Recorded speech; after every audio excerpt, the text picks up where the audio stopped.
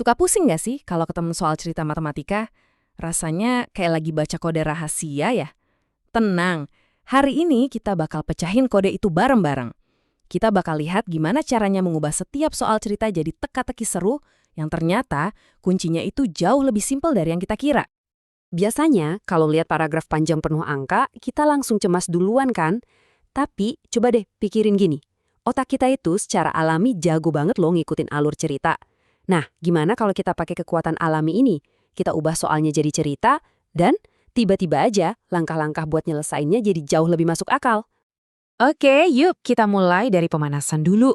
Kita bakal main-main sama teka-teki yang isinya itu benda-benda utuh, kayak ikan atau jarak tempuh. Pokoknya yang gampang kita bayangin ya. Nah, ini dia teka-teki pertama kita. Jangan langsung fokus ke angkanya. Coba deh kita resapi dulu ceritanya. Ada ikan yang udah dipunya, terus ada yang baru dibeli, terus ada yang dikasih ke orang lain. Intinya, apa sih yang terjadi di sini? Tuh kan, bener banget. Ini tuh cuma cerita tentang ikan yang datang dan pergi. Ada yang ditambahin, ada yang dikurangin. Udah sesimpel itu. Sekarang yuk kita urutkan kejadiannya. Lihat deh, alurnya jadi logis banget kan? Kita mulai dari jumlah ikan awal, yaitu 163. Terus, karena ada ikan baru datang, ya kita tambah 50. Terakhir, karena ada ikan yang dikasih, berarti kita kurangin 10. Tiap langkahnya benar-benar ngikutin alur ceritanya. Jadi, setelah dihitung-hitung, totalnya jadi 203 ekor ikan. Tuh, lihat, cuma dengan ngikutin ceritanya, jawabannya langsung ketemu. Ini sih bukan soal matematika yang rumit, iya kan? Oke, sekarang kita naikin dikit levelnya. Ada elemen arah. Tapi, jangan panik dulu. Kuncinya itu cuma satu, gambar petanya di kepala kita.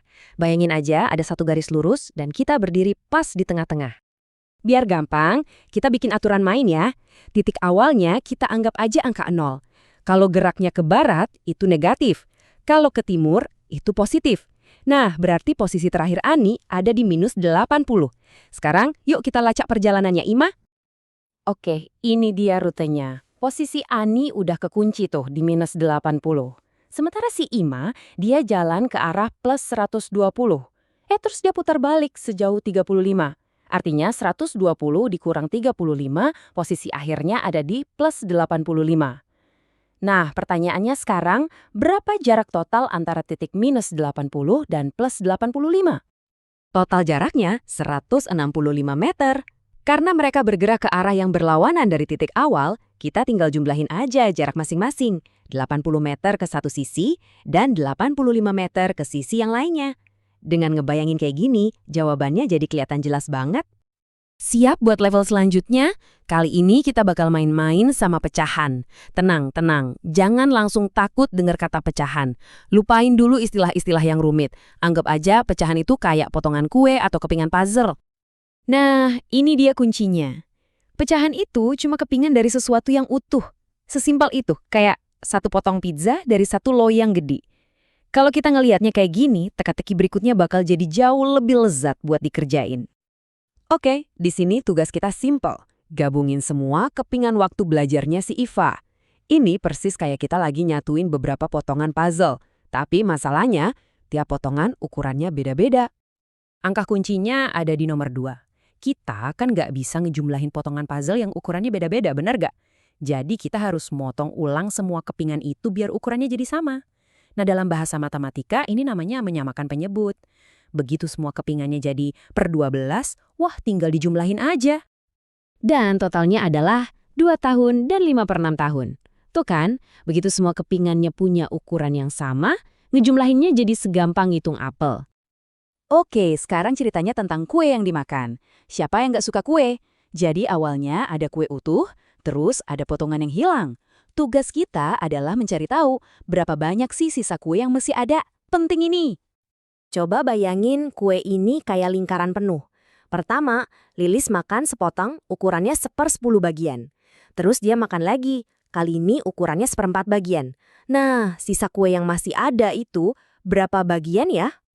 Jawabannya kue yang tersisa adalah 13/20 bagian.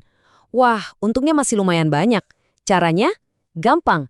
Kita jumlahin dulu semua bagian yang udah dimakan, baru deh hasilnya kita kurangkan dari satu kue utuh tadi. Oke, siap-siap. Ini teka-teki terakhir dan yang paling menantang. Kali ini kita harus berpikir mundur.